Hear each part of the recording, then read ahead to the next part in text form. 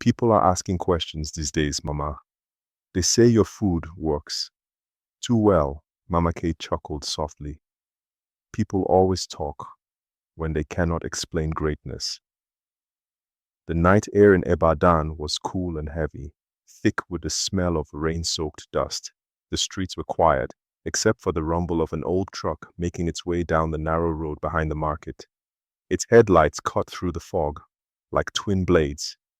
Inside the truck sat Mama Kai, wrapped in a red head tie, her eyes fixed on the road ahead. The driver, a thin man with tired eyes, didn't dare speak. The jerry cans in the back clanked softly with every bump.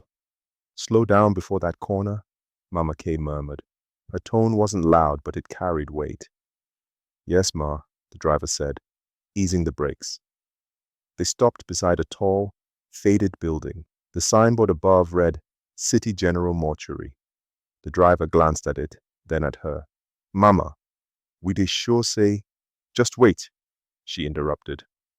She stepped out, her slippers making no sound on the wet ground. A faint glow from a kerosene lantern flickered by the back door of the mortuary. A figure stood there, the attendant, a young man with anxious eyes. "You came early," he whispered.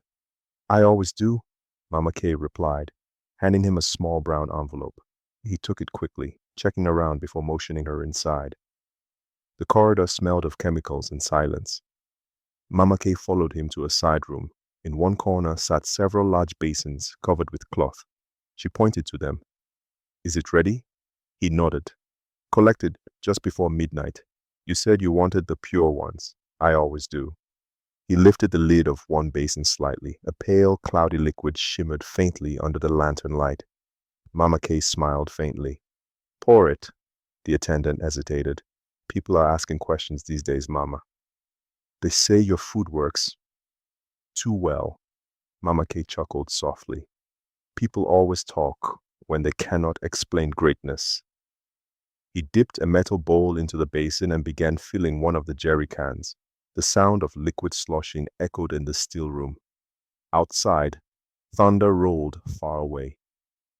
Unknown to them, someone watched from across the road, hidden behind the shadows of an old kiosk. Cheek. He had followed her. He could barely see through the fog, but the sight of the mortuary truck and the jerry cans was enough to twist his stomach.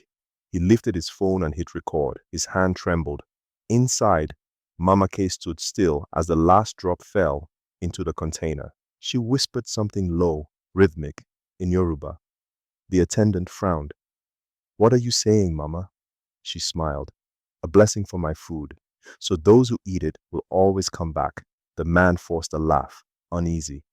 "You should be careful. If people ever find out—" "Let them find out," she said calmly, sealing the jerry can. "By the time they do, it will already be inside them." She placed the container in her wheelbarrow and turned toward the door. "Tell your boss the Queen sends her greetings."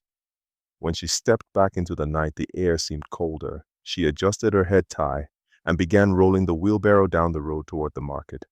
Across the street, Chiki crouched low, his heart pounding so hard it felt like it might give him away. He watched her fade into the mist, the red of her head tie glowing like fire in the darkness. He turned his gaze toward the mortuary, the place where his mother's body lay, waiting for burial. A tear rolled down his cheek. "So this is what we've been eating," he whispered, "all these years." The thunder boomed again, louder this time, as if the sky itself had heard him.